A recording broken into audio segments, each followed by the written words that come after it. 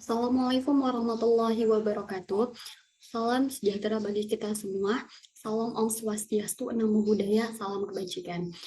Sebelum lanjut ke presentasi, izinkan saya untuk memperkenalkan diri terlebih dahulu. Perkenalkan, nama saya Mita Monika dari kelas D4 PM3B, Prodi Program Studi D4 Perancangan Manufaktur. Di sini saya akan mempresentasikan tugas dari mata kuliah teknik pembentukan mengenai simulasi produk mangkok dengan menggunakan software Einstein.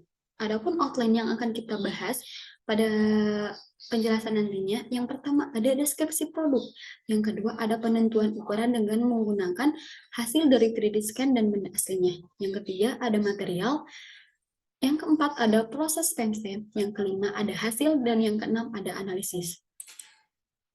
Kita masuk ke outline yang pertama, yaitu deskripsi produk. Karena produk kita yang kita gunakan adalah mangkok, maka penjelasan dari mangkok adalah salah satu tempat untuk makanan yang berkuah, tidak bertelinga, cenderung cekung, dan bundar. Bagian permukaannya lebih luas daripada bagian alasnya, terbuat dari porselen atau bahan lain. Selanjutnya kita masuk ke outline yang kedua, yaitu penentuan ukuran. Kita membandingkan ukuran dari hasil 3D scan dan juga hasil dari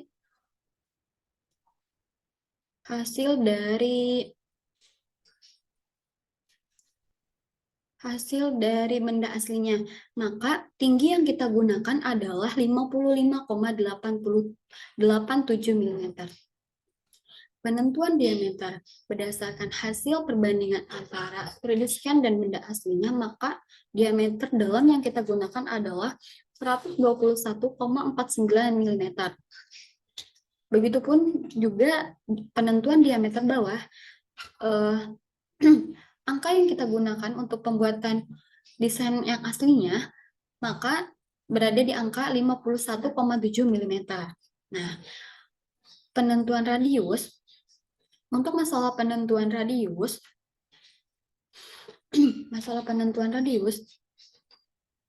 kita tidak bisa, akan sangat sulit untuk mengukur radius secara aslinya pada benda asli. Maka yang kita maka tidak ada perbandingan. Maka yang digunakan adalah hasil dari 3D scan-nya saja. Maka hasil yang didapat radiusnya itu adalah 55 mm. 55 mm. Yang terakhir, penentuan ketebalan. Karena pada hasil 3D scan tidak ada ketebalan, maka ketebalan itu kita mengukur pada benda aslinya dengan menggunakan mikrometer. Maka hasilnya yaitu 1,43 mm. Selanjutnya kita masuk ke outline yang ketiga, yaitu material. Berdasarkan produk kita, produk mangkok, material yang digunakan pada proses pembuatan mangkok adalah stainless steel. Karena kita memiliki thickness atau ketebalannya 1,43 mm, maka bahan yang digunakan adalah stainless steel jenis BS 1449 controller dengan ring ketebalannya itu 1 sampai 1,55. Nah, lanjut ke outline yang keempat, yaitu proses PEM-STEM. Nah, sebelum kita masuk ke prosesnya, kita harus mencari terlebih dahulu data mengenai material yang kita gunakan untuk kita menghasilkan data tensile strength yang akan kita gunakan di proses nanti. Nah, selain itu juga kita harus mencari diameter blank, karena diameter blank akan digunakan ketika kita proses pembuatan desainnya, di mana diameter blank itu diameter punch dibagi konstanta hardening, di mana diameter punch-nya itu ada di 124,87 mm dibagi 0,55, di mana 0,55 itu sudah menjadi ketentuan tergantung dengan bahan yang kita gunakan. Maka hasil yang didapat adalah 227,04 mm. Nah, adapun yang harus kita hitung juga ada di force blank holder atau FBH. Nah, berbeda dengan diameter flange sebelumnya, di sini di FBH kita harus merubah satuannya satuan terlebih dahulu. Yang tadinya milimeter menjadi sentimeter. Maka di FBH ini kita merubah yang tadinya sentimeter menjadi yang tadinya milimeter menjadi sentimeter. Seperti data di sini, maka FBH yang kita dapat dari perhitungan ini yaitu sebesar 73,85 Newton. Nah, masuk ke proses PEMSTEM-nya, yaitu yang pertama, sebelum kita masuk ke PEMSTEM-nya, kita udah membuat terlebih dahulu desainnya itu dengan menggunakan SolidWorks, dan nanti ketika kita menyimpannya itu harus dalam bentuk IGS supaya bisa diimport ke software PEMSTEM-nya.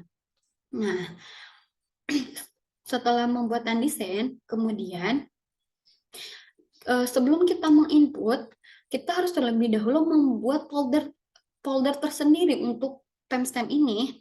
Maka sesudah pembuatan folder itu, kita bisa menginput barang-barang, kita bisa menginput font source dan blank holdernya. Nah, dan nantinya itu sesudah kita input, maka grupnya juga harus diubah sesuai dengan font source dan blank holder source-nya. Nah, antara nama sama grupnya itu harus sama. Nah, terus yang kedua adalah pembuatan die. Ketika udah pembuatan font source dan blank holder, kita bisa pembuatan die, karena ketika pembuatan die itu syaratnya itu kita harus ada font source dan blank holdernya terlebih dahulu, karena dengan cara memblok font source dan blank holder, terus dipilih, terus nanti klik kanan, kita akan terus dikasih nama die. Nah, sama seperti font source dan blank holder, kita juga harus menggabungkan grup die dengan die-nya lagi. Nah, sesudah pembuatan die dan udah di-clear juga, selanjutnya itu pembuatan blank. Nah, pada pembuatan blank, kita harus memilih outline-nya itu 4 point, karena blank holder source yang kita gunakan adalah bentuknya kotak, yang memiliki 4 sisi, maka outline-nya juga harus yang memiliki 4 sisi. Nah, pada proses pembuatan blank juga, kita itu memasukkan material yang kita gunakan sesuai dengan thickness dari kita. Karena thickness kita sebelumnya udah dijelasin bahwa thickness kita tuh 1,43 mm, maka materialnya juga harus yang berhubungan ranknya itu 1 sampai 1,55. Selanjutnya itu setting tools. Nah, pada setting tools ini kita membuat local parent sama toolset double action, di mana toolsnya itu nanti kita menggabungkan die dengan die lagi, flange dengan flange lagi, dan blank holder sama blank holder lagi. Nah, masuk ke proses yang kelima, yaitu setting proses. Nah, pada setting proses ini kita memasukkan nilai FBH yang telah kita hitung tadi, yaitu 73,85 Newton. Nah, setelah setting proses, kita juga harus mengecek terlebih dahulu pergerakan benda kerja kita udah sesuai apa tidak, karena ketika kita di running ternyata pergerakannya salah, itu akan fatal. Makanya kita harus dicek dulu pergerakannya supaya benar. Nah, selanjutnya kita setting solver. Nah, pada setting solver itu ada yang dimasukin stamping SMPDP-nya, yang dikasih nama stamping SMPDP dan solver. Nah, yang terakhir tinggal run dengan memasukkan jumlah core prosesornya. Di sini kita menggunakan jumlah core-nya 1. Nah, selanjutnya itu ada hasil. Hasil dari proses simulasi tersebut, maka seperti ini hasilnya.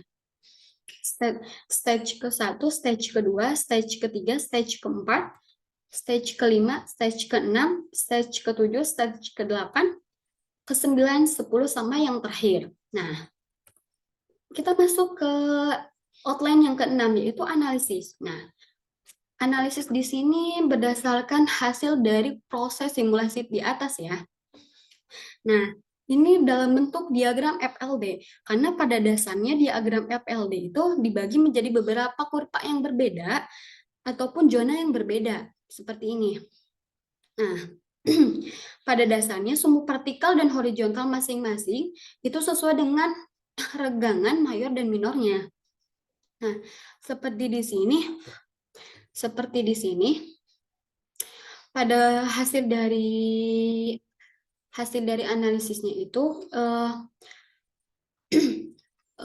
diagram FLDI itu berada di zona for Faurisson antara Faurisson dan uniaxial compression.